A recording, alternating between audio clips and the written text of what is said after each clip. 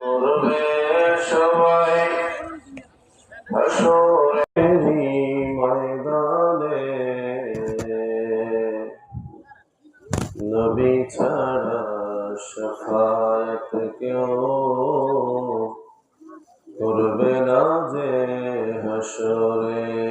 আল্লাহুম্মা সাল্লি আলা মাওলানা মুহাম্মদ ওয়া আলা আলি সাইয়্যিদিনা مولانا محمد. لا إله إلا الله، لا إله، لا إله إلا الله محمد رسول الله. من الله نرجو القرآن، حسبي ربي جل الله، ما في قلبي غير الله. نور محمد صلى الله.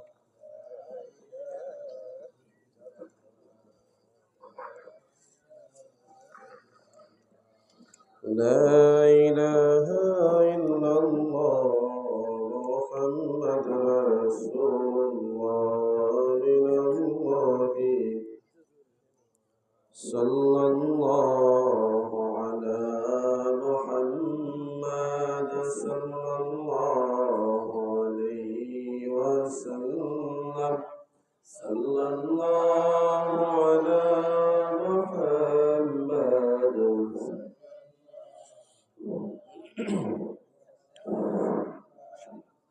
بلغ العلا بكماله، كشف الدجى بجماله، حسنت جميع خصاله. صلوا عليه وآله سلموا يا كرما. صلوا على سيد الأمين مصطفى ما جاء إلا رحمة للعالمين. الحمد لله رب العالمين، والصلاة والسلام على رسول الأمين والأنبياء أجمعين. ربي لك الحمد كما ينبغي لجلال وجهك وعظيم سلطانك. معزز محترم حاضرين، সকলেই পড়ি আল্লাহু আকবার, আল্লাহু আকবার, লা ইলাহা ইল্লাল্লাহ, আল্লাহু আকবার, আল্লাহু আকবার, ওয়া লিল্লাহিল হামদ। আল্লাহ পাকের দরবারে আমরা শুকরিয়া আদায় করি, পড়ি আলহামদুলিল্লাহ।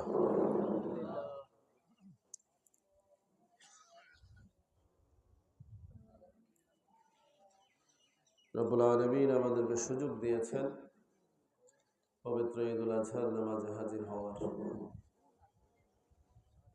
মনে দুঃখ থাকলেও সান্ত্বনার আমাদের জায়গা আছে, কি বলেন ঠিক কিনা? রাসূলুল্লাহ সাল্লাল্লাহু আলাইহি ওয়াসাল্লাম যে ময়দানে নামাজ পড়েছেন, সেই ময়দান পাকাও ছিল না, মাটিও ছিল না, ধুলাবালি ছিল, কি বলেন ঠিক না? মরুভূমি। আমাদের মধ্যে যায় নামাজের ব্যবস্থাও ছিল কিনা আল্লাহই ভালো জানে।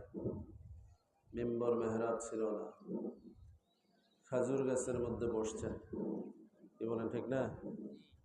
সেই তুলনায় আলহামদুলিল্লাহ অনেক ভালো জায়গা পেয়েছি। কিন্তু জামানা হারে এখন আর এগুলো চলে না। সভাপতি সাহেব, ইনশাআল্লাহ আমি ওইটাই বলতেছি যে আলহামদুলিল্লাহ অনেক কাজ চলতেছে, যার কারণে অনেক বিষয় এখনো শেষ করা যায় নাই। আলহামদুলিল্লাহ ইতিমধ্যে অনেক কাজ হয়েছে, জায়গা সম্প্রসারণ হয়েছে, ময়দানে উন্নয়ন কাজ যথেষ্ট হয়েছে, আলহামদুলিল্লাহ বলে। দ্রুততম সময়ে যদি এই কাজগুলো শেষ করা যায়, সুন্দর একটা পরিবেশে আমরা ঈদের জামাত অনুষ্ঠান করতে পারবো ইনশাআল্লাহ। আল্লাহ কবুল করুন, সকলে বলে আমিন। এটা এই জন্যই বললাম যে এই পরিবেশটার কারণেই শুরুতেই একটা অস্থিরতা দেখা দিচ্ছে। তো এটা নিয়ে নার্ভাস হওয়ার কিছু নাই। সব জায়গায় দেখেন, আমাদের ঐতিহ্যবাহী ঈদগাহ ময়দান প্রায় 150 বছরের, 2 একর সম্পত্তির উপরে। সেখানেও কালকে রাত্রে গেলাম, কি দুঃখজনক ঘটনা জানেন? চৌরাস্তায় এই ঈদের বাজার আপনারা রাখবেন না, প্রাসঙ্গিক বলি।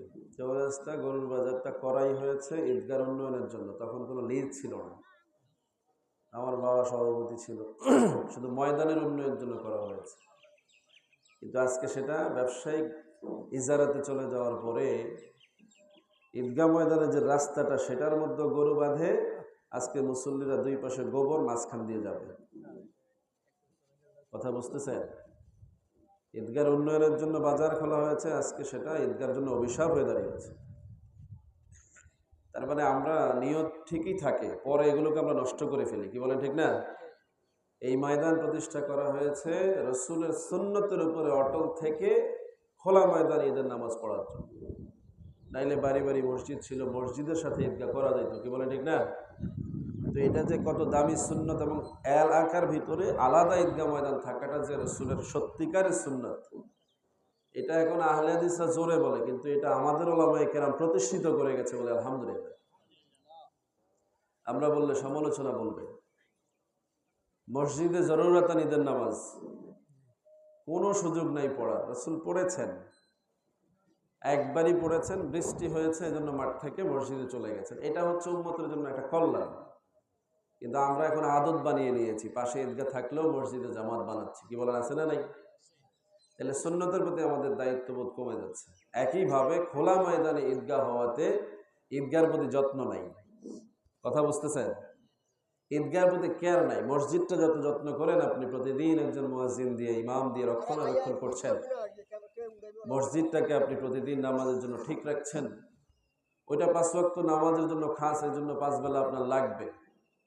কিন্তু এটা তো বছরে 2 ঈদের জন্য খাস, এটা সারা বছর সংরক্ষণ করা লাগবে কি লাগবে না? অবশ্যই লাগবে। মসজিদে 5 বেলা আপনি কাজ করবেন, এটাতে 5 বেলা না করার অন্তত মাসে একবার এটা রক্ষণাবেক্ষণ দরকার, আছে না নাই? তাইলে পরিবেশ ভালো থাকবে, ঘাস লতা পাতা জন্ম নেবে না। মসজিদে কি আপনার ধান শুকান? মসজিদে ধান শুকান? ভুট্টা শুকান? মসজিদের ভিতরে কি গরু ছাগল বাঁধেন? মসজিদে খাতা বালিশ রৌদ্র দেন? হ্যাঁ, মসজিদ বুঝেন তো নাকি? সেজদার জায়গাকে মসজিদ বলে, সেজদার জায়গাকে মসজিদ বলে। মাসাজিদান মানে হচ্ছে সেজদার জায়গা। ওই 4 দেয়ালের এটাকে মসজিদ বলে না, যেখানে সেজদা হয় সেটাকে মসজিদ বলে। 5 বেলা যেখানে সেজদা হয় সেটা হচ্ছে আমাদের প্রাত্যহিক নামাজের মসজিদ, যেখানে জুমা হয় সেটা জুমার মসজিদ, আর যেখানে ঈদের নামাজ হয় সেটা ঈদগাহের মসজিদ। কি বলে, ঠিক না? যদিও এটাকে ময়দান বলা হয়। তাহলে আপনি ময়দান বলে এটাকে ভিন্ন খাতে দেখার সুযোগ নেই, এটা সেজদার জায়গা। কিসের জায়গা?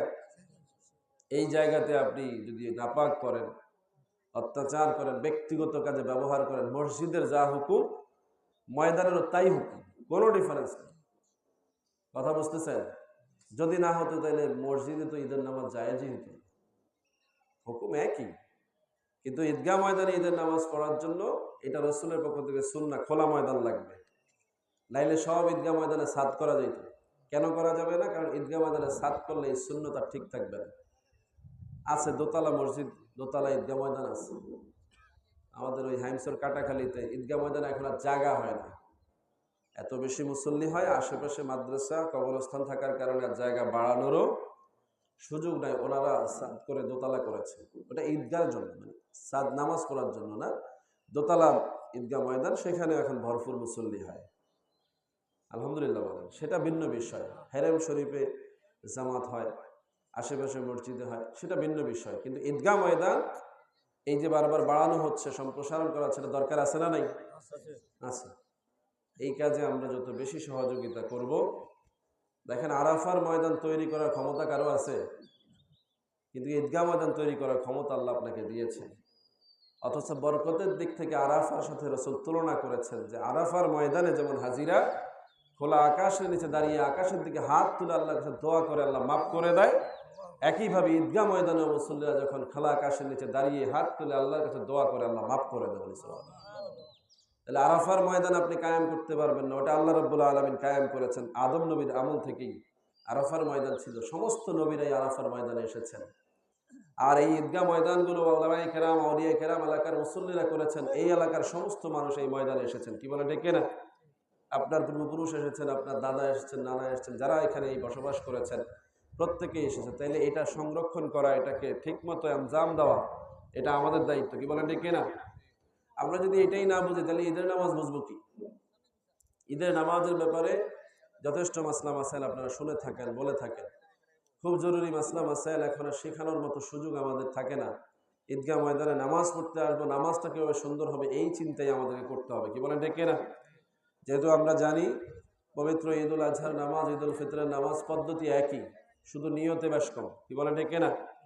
নামাজের পদ্ধতি একই, শুধু নিয়তের মধ্যে ওইটা ঈদুল ফিতর, এটা ঈদুল আজহা হবে। তাইলে ঈদের নামাজের নিয়ম কারণ আমরা যদি জীবনে একবার শুনে থাকি সারা জীবন ওই নিয়মই চলবে। কি বলেন ঠিক না? নতুন কোনো নিয়ম পদ্ধতি আমদানি হলে ওইটাই বেদাত হবে। কি হবে? আমাদের খেয়াল আছে আপনাদের? সকলেই পড়েন আল্লাহু আকবার, আল্লাহু আকবার, লা ইলাহা ইল্লাল্লাহ, আল্লাহু আকবার, আল্লাহু আকবার, ওয়ালিল্লাহিল হামদ। সম্মানিত হাজিরিন, গুরুত্বপূর্ণ কয়েকটি মেসেজ দিয়ে আমি শেষ করে দেব ইনশাআল্লাহ। নির্ধারিত সময়ে নামাজ পড়তে হবে, আবহাওয়া এবং কোরবানি দুইটা গুরুত্বপূর্ণ বিষয় বিবেচনায় রেখে আমরা নির্ধারিত সময়ে নামাজে দাঁড়ানোর চেষ্টা করব ইনশাআল্লাহ। ইতিপূর্বে ইমাম সাহেব আমাদের এলাকার যারা কথা বলছিলেন তারা এই বিষয়ে বলেছেন গুরুত্বপূর্ণ বিষয়। ঈদগাহ ময়দানে আসার সুন্নত, যাওয়ার সুন্নত, তাকবীর পড়ার সুন্নত, এই বিষয়গুলো আমরা সকলেই কম বেশি জানি, কিন্তু এই তাকবীরের গুরুত্ব সম্বন্ধে আমাদেরকে বুঝতে হবে।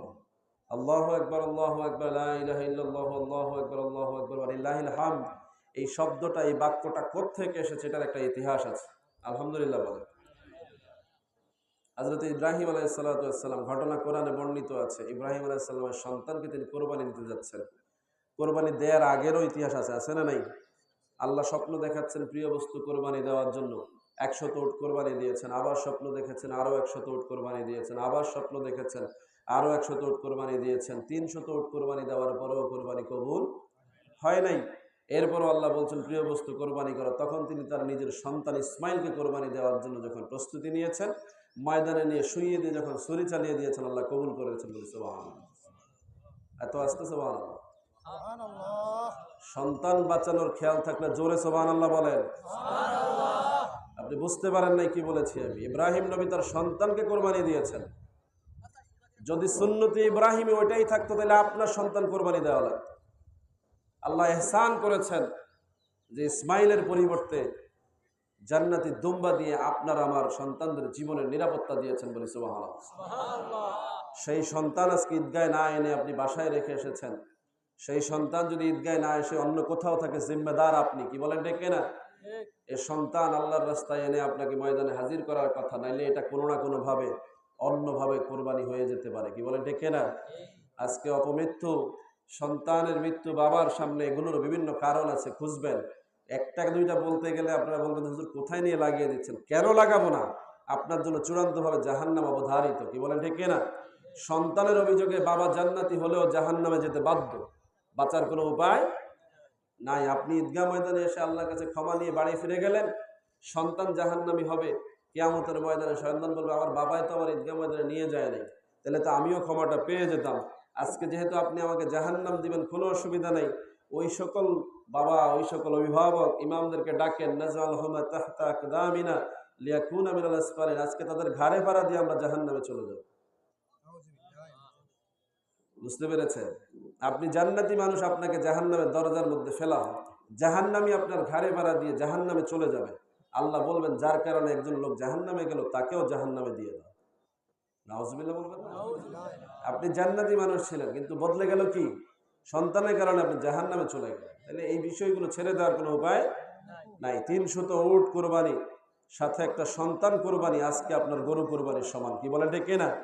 আপনি সেই গরু নিয়ে ছিনিমিনি খেলছেন, সেই গরুর বস্তু নিয়ে রংবাজি করছেন, গরিব মিসকিনকে না দিয়ে, আত্মীয় স্বজনকে না দিয়ে ফ্রিজিং করছেন। আল্লাহ আপনাকে ছেড়ে দিবে না। কি বলেন ঠিক না? কোরবানি তো আল্লাহর উদ্দেশ্যে। আল্লাহ বলছেন লা ইয়ানালুল্লাহু লুহুমুহা ওয়ালা দিমাউহা, এই কোরবানির গোশতের পশু গোশত রক্ত আমার কাছে পৌঁছে না। তুমি যে পশু কোরবানি করো এর রক্ত মাংস আমার কাছে পৌঁছে না, হাড্ডি আসে না, কোনো কিছু আসে না। ওয়ালাকি ইয়ানালুহুত তাকওয়া মিনকুম, বরং এখানে তুমি আমার প্রতি ভয় আছে কিনা, আমি আল্লাহর প্রতি তোমার আস্থা বিশ্বাস আছে কিনা, সেটা আমার কাছে পৌঁছে। বলি সুবহানাল্লাহ। তো যাদের মধ্যে এই তাকওয়া নাই, পরহেজগারিতা নাই, তাদের তাকওয়া তো দায়ী না থাকার কারণে কোরবানিও কবুল হলো না। কোরবানির কোনো বিষয় জমিনে আপনি কত টাকা খরচ করে কোরবানি দিয়েছেন এই লিস্টে আপনার নামই নেই। কথা বুঝতেছেন?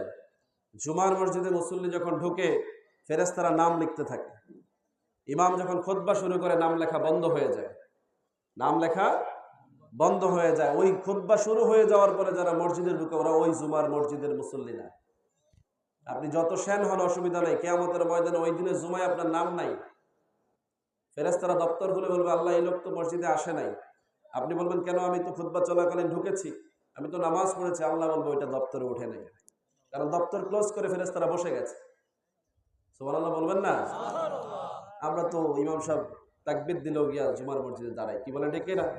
আজকে ঈদগাহের অবস্থায় কি, ইমাম সাহেব যখন দাঁড়িয়ে যাবে আপনারা দৌড়ে এসে নামাজ ধরবেন, অথচ সুন্নতটা কি?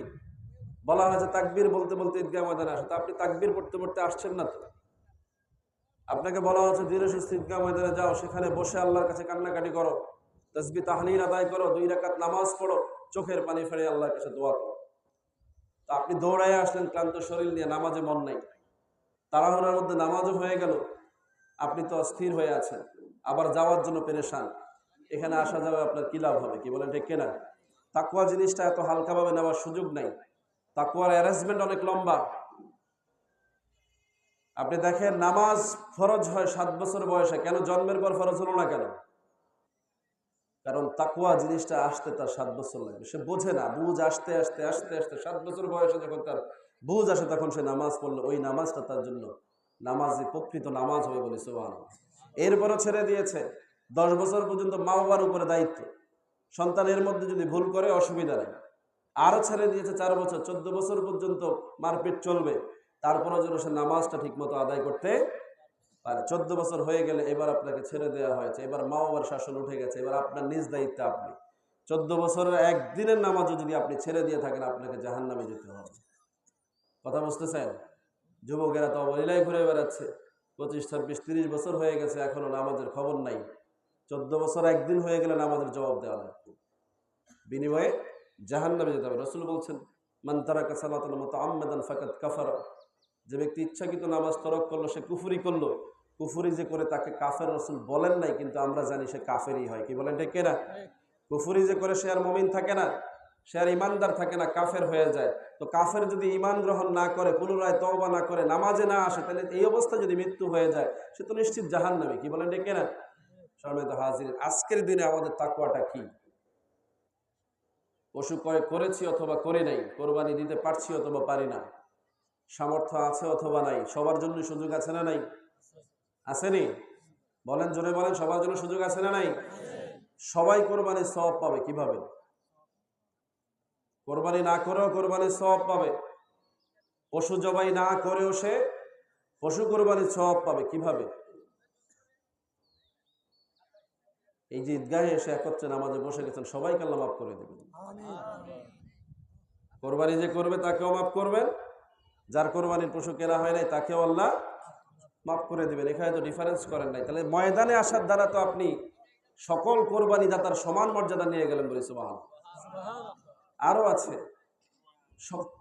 প্রত্যেকের আয় হালাল না, প্রত্যেকের কোরবানি কবুল হবে না, প্রত্যেকের পশু ক্রয়ের নিয়ত সঠিক না, কিন্তু ময়দানে এসে যখন প্রত্যেকে এক কাতারে দাঁড়িয়ে আল্লাহর কাছে ক্ষমা চাইবে, আল্লাহ চাইলে প্রত্যেকের দোষ ত্রুটি মাফ করে নিয়তটা সহি করতে পারে কি পারে না? তাহলে ময়দানে আসার গুরুত্ব আছে না নাই? এটাকে তো ছেলে খেলা মনে করার কিছু নাই। এই ময়দান আল্লাহ রসুল কায়েম করে গেছেন, আল্লাহ পাক এই ময়দানের দিকে তাকিয়ে আছেন। শুধু কি দাসদের ঈদগাহ ময়দান, সারা পৃথিবীর ভূমির দিকে আল্লাহর নজর। আরাফার ময়দানে যেমন হাজীদেরকে আল্লাহ ক্ষমা করার ওয়াদা দিয়েছেন, তেমনি ভাবে ঈদগাহ ময়দান আল্লাহ রাব্বুল আলামিন ঈদগাহ মুসল্লিদেরকে মাফ করার ওয়াদা দিয়েছেন বলে সুবহানাল্লাহ। আজকে আমরা যেন এখান থেকে ক্ষমা নিয়ে ফিরতে পারি, আল্লাহ তৌফিক দান করুন সকলে বলে আমিন। যারা এখনো দূরে দূরে আছেন, দ্রুত চলে আসেন, তাকবীর পড়তে থাকেন, আল্লাহু আকবার, আল্লাহু আকবার, লা ইলাহা ইল্লাল্লাহ, আল্লাহু আকবার, আল্লাহু আকবার, ওয়ালিল্লাহিল হামদ। আমরা যারা আসছি কষ্ট করে একটু কাতার সোজা করে নামাজের শুরুতে বসে যাই। কয়েক মিনিট সময় আছে, ইনশাআল্লাহ আমরা নির্ধারিত সময় নামাজে দাঁড়িয়ে যাব। একটু কাতার সোজা করি, এই ফাঁকে পড়তে থাকি, আল্লাহু আকবার, আল্লাহু আকবার, লা ইলাহা ইল্লাল্লাহ, আল্লাহু আকবার, আল্লাহু আকবার, ওয়ালিল্লাহিল হামদ। প্রত্যেকে অত্যন্ত গুরুত্বপূর্ণ বিষয় রয়েছে যেগুলো লম্বা সময় নিয়ে আমাদের বোঝা দরকার। এবং এগুলো নিশ্চয়ই জুমার মসজিদের ইমাম সাহেবরা ইতিপূর্বে আলোচনা করেছেন। যদি না করে থাকেন তাহলে তিনি হক নষ্ট করেছেন, খেয়ানত করেছেন। ঈদগাহ ময়দানে ইমাম সাহেবরা আসবেন, লম্বা আলোচনা করার সুযোগ থাকবে না, এটা এলাকার ইমাম সাহেবদের মনে রাখতে হবে। অবশ্যই ওনারা মসজিদে এই ঈদুল আজহার পূর্বের জুমায় অন্তত এই ঈদগাহ ময়দান এর গুরুত্ব, ঈদের নামাজের গুরুত্ব, প্রয়োজনীয় মাসলা মাসাইল এগুলো সংশ্লিষ্ট ইমাম সাহেবরা আলোচনা করবেন। এটাই নিয়ম। তাহলে এখানে প্রয়োজনীয় কথাগুলোর রিপ্লাই করা লাগবে না। ঈদগাহ ময়দানে লোকজনের আসতে দেরি হবে না। ময়দানে আসা লোকদের গুরুত্ব দেখে বোঝা যায় ইমাম সাহেবের অবস্থান। জুমার মসজিদের লোকেদের আগমন বোধ হয় এরকমই হয়। সেখানেও যদি যথাসময়ে উপস্থিতির বিষয়টা গুরুত্ব পায় তাহলে ময়দানেও যথাসময়ে আসবে। তালিম তো সব জায়গায় একরকম, কি বলে ঠিক না? সুন্নত গুলো অনেক বেশি বেশি না, প্রত্যেকটা সুন্নত একটার সাথে আর একটা সংযোগ আছে।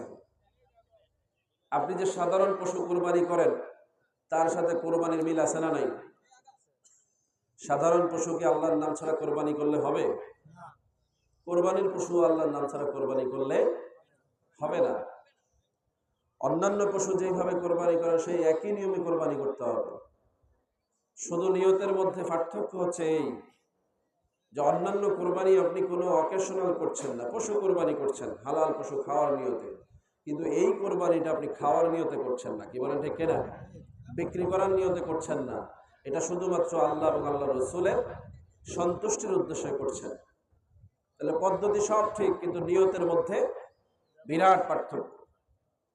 এখানেও যদি আপনার ওই চিন্তাই থাকে যে বাজার থেকে গোস্ত কিনে খেতাম, এবার কোরবানি করে মাশাআল্লাহ আসুদা করে গোস্ত খাবো, তাইলে আপনি বরবাদ হয়ে গেলেন, পশু ও কোরবানি বরবাদ হয়ে গেল।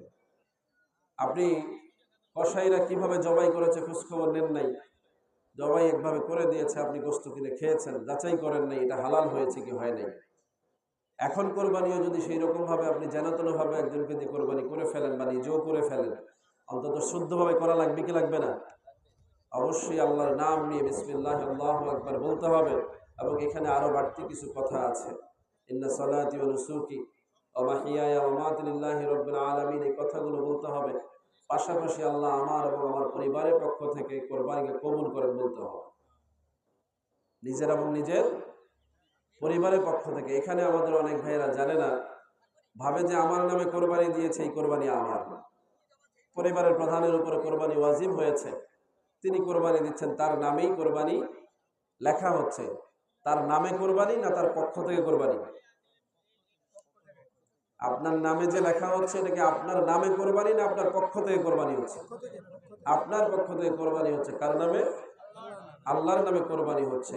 এই পক্ষ হিসাবে আপনার সাথে আপনার পরিবার জড়িত, বলি সুবহানাল্লাহ। এই জন্য পরিবারের বিষয়টা মাথায় রাখবেন। পরিবারের বিষয় মাথায় রাখবেন কিভাবে? ইন্ডিভিজুয়াল ফ্যামিলি হলে আপনার সন্তান, কিন্তু যদি একান্নবর্তী পরিবার হয়, আপনার ভাই আছে, আপনার চাচা আছে, আপনার ফুফা ফুফি সব আছে, আছে না নাই? তাহলে আপনি যদি শুধু আপনার পরিবার নিয়ে ভাবেন, হতে পারে অন্যদের সামর্থ্য থাকলে তারা যদি আলাদা দেয়, তারা তাদের পরিবার নিয়ে দায় মুক্ত। কিন্তু যেই পরিবারে অন্য লোকদের সামর্থ্য নাই তারা আপনার আহাল, সুবহানাল্লাহ বলবেন না? আপনি একজন কোরবানি দাতা, আপনার ভাই একজন কোরবানি দিতে সামর্থ্য রাখে না, সে আপনার আহাল। আপনি তার পক্ষে কোরবানি করছেন, আপনার এই কোরবানির মধ্যে তার অংশ আছে না নাই? দিতে হবে কি হবে না? দিচ্ছেন? দিলে আলহামদুলিল্লাহ, না দিলে আপনার কোরবানির নিয়তের মধ্যে ত্রুটি হচ্ছে। আর কোরবানির মাংসের মধ্যে তো এমনিতেই তিনটা ভাগ রয়েছে, নিজের পরিবার, প্রতিবেশী, আত্মীয় স্বজন, গরিব মিসকিন। এই তিন ক্যাটাগরির লোকদেরকে আপনি সমানভাবে গোস্ত দিয়ে দিতে হবে। আপনি ভাগে পেয়েছেন এক ভাগ, 6 ভাগে দিয়েছেন, 7 ভাগে দিয়েছেন, পেয়েছেন এক ভাগ, আপনার এই এক ভাগের মধ্যে আবার 3 ভাগ। বুঝতেছেন কথা? 3 সমপরিমাণ ভাগের মধ্যে এক ভাগ আপনার পরিবারের জন্য, এক ভাগ আপনার প্রতিবেশী আত্মীয় স্বজনের জন্য, আর এক ভাগ গরিব মিসকিনের জন্য। এই পরিমাণ যদি না দেন, আপনার কোরবানিতে ত্রুটি আছে। দেয় না, অনেকেই দেয় না। অজুহাত হচ্ছে আত্মীয় স্বজন আসলে খাওয়াই দিব, বাড়িতে মেহমান আসলে খাওয়াই দিব, প্রতিবেশীরা এখন দিব না, পরে চাইলে দিব বা মন চাইলে দিব, আছে না নাই?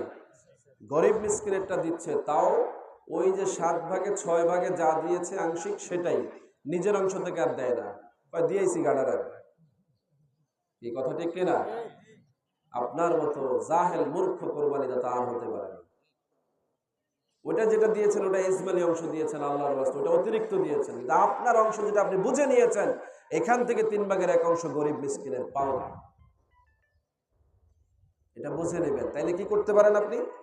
চাইলে আপনি ইসমাইলি অংশে আপনার গরুর অংশ নাও দিতে পারেন, ঠিক আছে আমারটা আমি পুরা দিয়ে দেব, সেটা আপনি করতে পারেন। কিন্তু আপনার অংশ থেকে আপনি গরিবকে বঞ্চিত করতে পারবেন না। কথা বুঝেছেন আমার? আপনি ইসমাইলিটা দিয়ে মনে করছেন যে আপনার অংশ না, আপনি তো আপনারটা যেটা পেয়েছেন এটার উপরেই 3 অংশ, এটা থেকেই আপনি গরিব মিসকিনকে দিতে হবে, এটার মধ্যে আত্মীয়তার হক। আর যেটা ওখানে দিয়ে এসেছেন সেটা তো আমভাবে দিয়েছেন, সবাই দিয়েছে, আপনিও দিয়েছেন। ওখানে অংশ পূরণ হয় না, অংশ পূরণ হয় না, এই জন্যই আমি বলছি আলাদা করে, ওটাতে অংশ পূরণ হয় না। যদি এককভাবে দেন তাহলে কি হবে? একটা গরুতে 3 ভাগের 1 ভাগ গরিবের, 1 ভাগ পরিবারের, 1 ভাগ আত্মীয় স্বজনের। আপনি একা দিলেও কি 1/3 দিয়ে দিতে হবে আল্লাহর রাস্তা, দিচ্ছেন না তো। আপনার গরুর ওজন যদি হয় 2 মণ, আপনি সর্বোচ্চ 10 কেজি দিচ্ছেন, অথচ দেওয়ার কথা কত? 2 মণে 80 কেজি, 80 কেজি 3 ভাগ করলে কত হবে? হ্যাঁ, মিনিমাম 27 কেজি তো হবেই। তো আপনি এই পরিমাণ না দিলে আদায় হবে? এই হিসাবগুলো আমাদের জরুরি। আমরা যদিও ভাবি যে এগুলো যার যার ব্যক্তিগত বিষয় না, কোরবানি কবুল হওয়ার জন্য এগুলো জরুরি বিষয়। সম্মানিত হাজির, সময় হয়ে গেছে, আমরা এখনই নামাজে দাঁড়িয়ে যাব। এরকম অনেক খুঁটিনাটি বিষয় আছে, আমি সব বিষয়ে গেলাম না। শুধুমাত্র আমাদের আদব রক্ষার জন্য যতটুকু দরকার, এইটুকু যদি আমরা রক্ষা করতে না পারি তাহলে অন্তত নামাজটার ব্যাপারে সংশয় থেকে যায়। ঈদগাহ ময়দানে নামাজের যে আদব, সেখানে আমাদের আরো বেশি যত্নবান হতে হবে, আরো বেশি দায়িত্বশীল হতে হবে, নির্ধারিত সময়ের আগেই ময়দানে এসে হাজির হতে হবে, এবং ঈদগাহ কমিটি যাতে দায়িত্ববান সচেতনতার পরিচয় দিয়ে নির্ধারিত সময় নামাজ وعلم التوحيد وعلم الإسلام. الله أكبر الله أكبر لا إله إلا الله والله أكبر الله أكبر ولله الحمد. ونشهد أن لا إله إلا الله وحده لا شريك له ونشهد أن سيدنا ومولانا محمدا عبده ورسوله الذي هدانا إلى دار السلام. الله أكبر الله أكبر لا إله إلا الله والله أكبر الله أكبر ولله الحمد. صلى الله عليه وعلى آله وصحبه الذين قاموا بالإقامة الأحكام وبذلوا أنفسهم وأموالهم في سبيل الله فيا لهم من الكرام وسلم تسليما كثيرا. الله أكبر الله أكبر لا إله إلا الله والله أكبر الله أكبر ولله الحمد. أما بعد فاعلم أن يومكم هذا يوم عيد شرع لكم فيه معامل أخرى قد سبقت في الخطبات قبل هذا العشر ذي الحجة. هذا العشر الذبح الأضحية بإخلاص والصدق والنية، وبين النبي وسفيه صلى الله عليه وسلم وزوبنا وفزائلها ودوان العلماء أمته من سنانه بكتب الفقه مسائلها. الله أكبر الله أكبر لا إله إلا الله والله أكبر الله أكبر ولله الحمد. فقد قال عليه الصلاة والسلام من عمل ابن آدم من عمل يوم النهر أحب إلى الله من إحراق الدم وإنه ليأتي يوم القيامة بكرونها وأشعارها وأزلافها وإن الداب لا يقع من الله بمكان قبل أن يقع بالعرض فتيب بها نفسا. الله أكبر الله أكبر لا إله إلا الله والله أكبر الله أكبر ولله الحمد. وقال أصحاب رسول الله صلى الله عليه وسلم يا رسول الله ما هذه الأضحية؟ قال سنة أبيكم إبراهيم عليه السلام. قالوا فما لنا فيها يا رسول الله؟ قال بكل شعرة حسنة. قال فالصوف يا رسول الله؟ قال بكل شعرة من الصوف حسنة. الله أكبر الله أكبر لا إله إلا الله والله أكبر الله أكبر ولله الحمد. وقال عليه الصلاة والسلام من وجد ساعة لأن يضحي فلم يضحي فلا يهدر مصلانا. الله أكبر الله أكبر لا إله إلا الله والله أكبر الله أكبر ولله الحمد. وقال ابن عمر الأدهي يوما بعد يوم الأضحى. وعن علي مثلها. وهذا بعد من الفزائل وتعلم من العلماء والمسائل.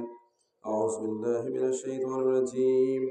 لن ينال الله لحومها ولا دماؤها ولكن يناله التقوى منكم. كذلك سخرها لكم لتكبروا الله على ما هداكم وبشر المحسنين. ونستغفره ونعوذ بالله من شرور أنفسنا. من يهده الله فلا مضل له ومن يضلله فلا هادي له. ونشهد أن لا إله إلا الله وحده لا شريك له. ونشهد أن سيدنا مولانا محمدا عبده ورسوله أرسله بالحق بشيرا ونذيرا وداعيا إلى الله بإذنه سراجا وكذبا منيرا. فقد قال الله تعالى إن الله وملائكته يصلون على النبي يا أيها الذين آمنوا صلوا عليه وسلموا تسليما. اللهم صل على محمد عبدك ورسولك وصل على المؤمنين والمؤمنات والمسلمين والمسلمات وبارك على محمد وعلى آله وصحبه أجمعين وسلم تسليما كثيرا كثيرا. أما بعد فقد قال النبي صلى الله عليه وسلم أرحم أمتي بأمتي أبو بكر وعمر وعثمان وعلي وللتابعين ومن تبعهم إلى يوم الدين. اللهم اقسم لنا من خشيتك ما يحول بيننا وبين معاصيك ومن طاعتك ما تبلغنا به جنتك ومن اليقين ما تحول به علينا مصيبة الدنيا ومتعنا بأسماعنا وأبصارنا وقوتنا ما أحييتنا واجعله وارث منا واجعل ثأرنا لمن ظلمنا وانصرنا على من عادانا ولا تجعل الدنيا أكبر همنا ولا مبلغ علمنا ولا تسلط علينا من لا يرحمنا. ربنا اغفر لنا ولإخواننا الذين سبقونا بالإيمان ولا تجعل في قلوبنا غلا للذين ربنا إنك رؤوف رحيم. اللهم أزلنا بمصيبتنا واخلفنا خيرا منها. قل إن صلاتي ونسكي ومحياي ومماتي لله رب العالمين. تقبل وصيته مني وأهل بيتي. اللهم صل على محمد وعلى آل محمد كما باركت على إبراهيم وعلى آل إبراهيم إنك حميد مجيد. فاذكروني أذكركم واشكروا لي ولا تكفرون. صلى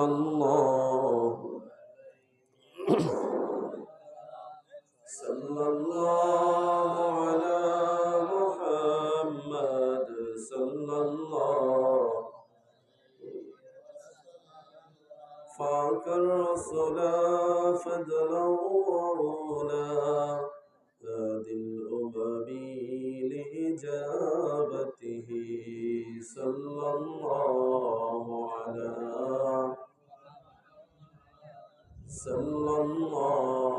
عليه وسلم.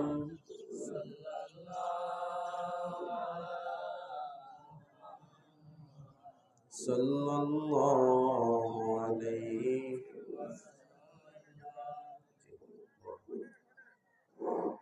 الله على محمد صلى الله عليه وسلم.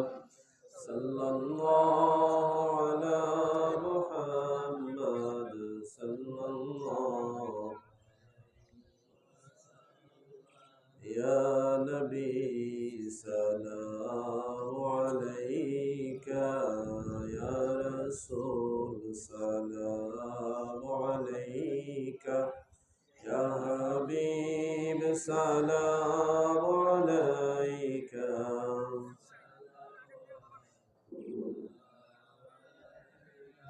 طلع البدر علينا من ثنيات الوداع وجب الشكر علينا ما دعا لله داعي. يا نبي سلام يا رسول سلام عليك يا حبيب سلام عليك. سلام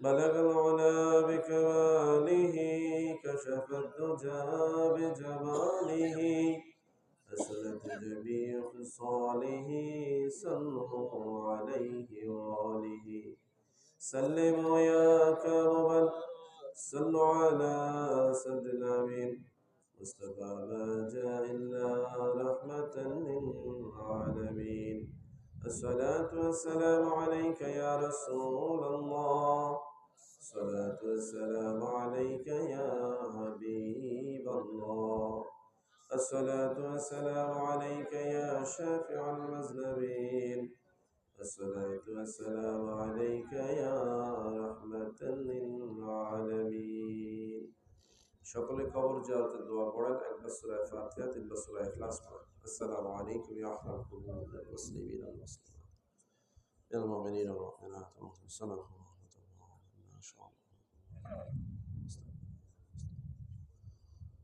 আল্লাহ বিসমিল্লাহির রহমানির রহিম আলহামদুলিল্লাহি রাব্বিল আলামিন মালিকি ইয়াউমিদ্দিন ইyyaka قل هو الله احد الله الصمد لم يلد ولم يولد اللهم صل على سيدنا محمد النبي اللهم صل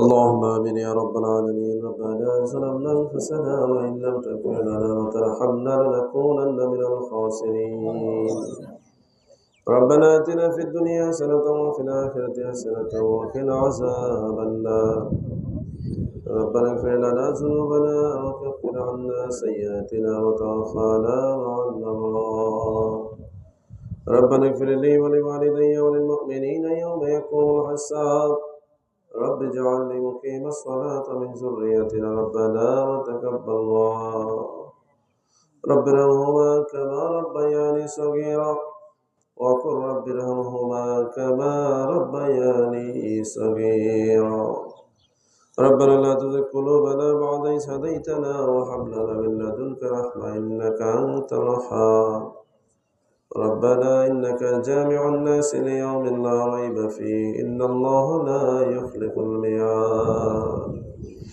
اللهم صل على سيدنا محمد صلاة تنزينا بها من جميع الأهوال والآفات وتقضي لنا بها جميع الحاجات وتطهرنا بها من جميع السيئات وترفعون بها عندك الدرجات وتبلغون بها أقصى الغايات من جميع الخيرات في الحياة وبعد الممات إنك على كل شيء قدير اللهم يا نور تناولت بالنور والنور في نورك يا نور اللهم بارك علينا وارفع عنا بلائنا يا رب لبيك ارحم لبيك وعظم لبيك إن الله لا يبعث من في القبور اللهم ارزقنا خير الدين مع القرب والإخلاص والاستقامة بلطفك صلى الله على خير خلق محمد وعلى آله وصحبه أجمعين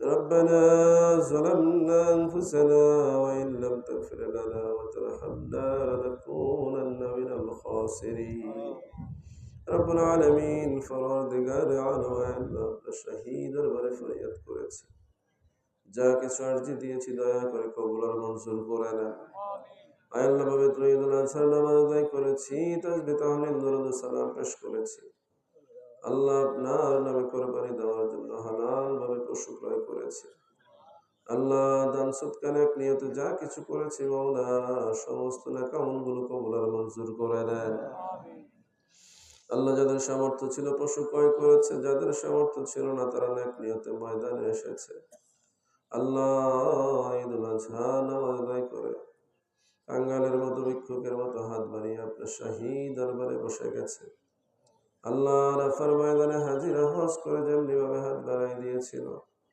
আল্লাহ এই ময়দান সদৃশ্য ঈদুল আজহার ময়দানে বসে নামাজ আদায় করে আমরা আপনার শাহী দরবারে রহমতের ভিখারি হয়ে আছি আল্লাহ রব্বুল আলামিন দুনিয়া থেকে বিদায় কোন দিন সময় আসবে সবাই জানে না মাওলা যাওয়ার আগে ঈমান যদি না থাকে মাওলা কবর হয়ে যাবে জাহান্নামের গর্ত মাওলা আল্লাহ কোরবানি করলাম, নেকামল করলাম, নামাজ পড়লাম, হাদিয়া তোহবা যা কিছু খরচ করলাম, জাহান্নামের আগুন থেকে যদি বাঁচতেই না পারলাম, বেহুদা আমল করে কি লাভ হবে?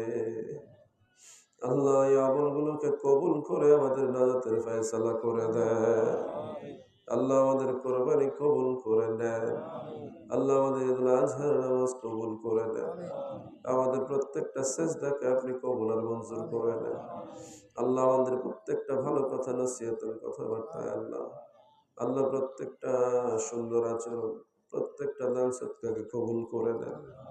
আয় আল্লাহ, মনের মধ্যে হাজারো বেদনা নিয়ে আপনার শাহী দরবারে হাত তুলেছি। যার যার বেদনায় সে ব্যথিত আল্লাহ, বান্দার কষ্টে আপনি ব্যথিত আল্লাহ, বান্দার কষ্টগুলো দেখে দেখে আপনি দয়া করে ইহসান করে দেন আল্লাহ। প্রত্যেকের মনের এক মাকসাদ গুলো পূরণ করে দেন। সকলের মনের কথাগুলো আপনি শোনেন। সবার অবস্থাকে আপনি ভালো করে দেন। যারা বিমার আসান করে দেন। যারা বিপদগ্রস্ত বিপদ দূর করে দেন। যারা দুশ্চিন্তা হয়রানি পেরেশানিতে আছে আল্লাহ নাজাত দিয়ে দেন। সন্তানরা বিপদে চলে যায়, স্ত্রী বেপরদা হয়ে যায়, মাওলা সমাজের যুবকেরা কথা শোনে না, সমাজপতিরা অস্থির হয়ে যায়। আল্লাহ সকল ক্ষতি থেকে আমাদেরকে হেফাজত করে। আল্লাহ গোটা মুসলিম উম্মার গায়ে বারবার আঘাত করা হচ্ছে। আল্লাহ বায়তুল আকসা রক্তে রঞ্জিত হয়ে আছে। লক্ষ লক্ষ শিশুর কবর জমিনের নিচে হয়ে গেছে। আল্লাহ আল্লাহ হারাম শরীফ থেকে শুরু করে মাওলা হিন্দুস্তান পর্যন্ত হাজারো লক্ষ শহীদের রক্তে জমিন রঞ্জিত হয়ে আছে। আল্লাহ আল্লাহ যাদের উসিলায় জমিনে দিন পেয়েছি, ইসলাম পেয়েছি, আল্লাহ এমন সুন্দর ময়দান পেয়েছি, খোলা আকাশে এসে বসতে পেরেছি। আল্লাহ এত শান্তিপূর্ণ পরিবেশে তোমার শাহী দরবারে হাত তোলার সুযোগ যাদের উসিলায় দিয়েছ আল্লাহ, ওই সকল কবরবাসীদের কবর আযাব গুলো মাফ করে দাও। তাদেরকে জান্নাতুল ফেরদাউস নসিব করে দাও। আল্লাহ তাদের মধ্যে আমাদের পূর্বপুরুষরা আছে মাওলা, অনেকের মা আছে, বাবা আছে, সন্তান চলে গেছে, বোন চলে গেছে, ভাই চলে গেছে। আল্লাহ সকলের কবর গুলোকে জান্নাতের টুকরা বানায় দেন আল্লাহ। আল্লাহ জীবিত যতদিন রাখবেন ঈমানের উপরে দৃঢ় থাকার তৌফিক দান করে দিয়ে, যখনই মৃত্যু দিবেন ঈমানি মৃত্যু নসিব করে দিয়ে, নবীজির জিয়ারত বারবার নসিব করে দেন। বারবার বাইতুল্লাহ জিয়ারত করার তৌফিক দিয়ে দেন। বারবার আপনার হাবিবের রওজা জিয়ারত করার তৌফিক দিয়ে দেন। আল্লাহ মুসলিম উম্মাহকে ঐক্যবদ্ধ করে দেন। দ্বীন ইসলামের জন্য লড়ার মন মানসিকতা প্রস্তুত করে দেন। গাজওয়ায়ে হিন্দে আমাদের বিজয়কে সুনিশ্চিত করে দেন। ইমাম মাহদীর আগমনকে আল্লাহ সুশোভিত করে দেন। ঈসার জমিনে আগমনকে বরকতময় করে দেন। আল্লাহ আমাদেরকে জায়সাল মাহদী হিসেবে কবুল আর মঞ্জুর করে নেন। ওয়াবিদ আমরিনাল্লাহ ইন্নাল্লাহা বাসীরুম বিল ইবাদ আগিসনি ইয়া গিয়াসাল মুস্তাগিসিনা বিফadlika ইয়াওমা ইউখাযু বিন নাওয়াসি। আল্লাহ এই ময়দানে যত কাজ বাকি আছে মাওলা সুসম্পন্ন করার ব্যবস্থা করে দিয়ে, যারা এই কাজগুলোতে হাত লাগাবে, দান করবে, আল্লাহ বিনিময়ে আপনি তাদেরকে নাজাতের ব্যবস্থা করে দিয়ে। আল্লাহ নেককার আল্লাহওয়ালা লোকেরা তাকওয়ার উপরে যে ময়দান প্রতিষ্ঠিত করে গেছে মাওলা, কিয়ামত পর্যন্ত এই ময়দানকে আপনি তাকওয়াবান, ফরহেজগার, মুত্তাকি, ইমাম এবং মুসল্লি দ্বারা পরিচালিত করবেন ইয়া আল্লাহ। সকল প্রকার ফিতনা ফাসাদ থেকে হেফাজত করবেন ইয়া আল্লাহ। আল্লাহ অনেকে দোয়া চায় মাওলা, অনেকে বিদেশ বিভয়ে আছে, অনেক সন্তানরা বিদেশে থেকে মাওলার সহযোগিতা করছে। আল্লাহ অনেক স্বামীরা বিদেশে আছে, আল্লাহ অনেক স্ত্রীরা বিপদে আছে মাওলা, সবাইকে আপনি হেফাজত করেন। সকলের উপরে খাস রহমত নাজিল করে দেন। আল্লাহ এই এলাকার উপরে রহমত নাজিল করে দেন। খেতে জিরাতগুলোকে হেফাজত করেন। আসমানি জমিনে হাওয়াই বলা মুসিবতগুলো দূর করে দেন। বিশেষ করে আল্লাহ যারা পশু কোরবানি নিয়ত করেছেন, আল্লাহ কোরবানিগুলো কবুল আর মঞ্জুর করে নিয়ে। আল্লাহ আমরা গুনাহগার মাওলা, সারাদিন আপনার দরবারে পড়ে থাকার মধ্যে যে বরকত, আমাদের ব্যস্ততা, আমাদের অযোগ্যতার কারণে আল্লাহ আপনি আমাদেরকে মাফ করে দিয়ে سبحان الله بحمده سبحان الله العظيم وبحمده أستغفر الله سبحان ربك رب العزة عما يصفون وسلام على المرسلين بحرمة كلمة لا إله إلا الله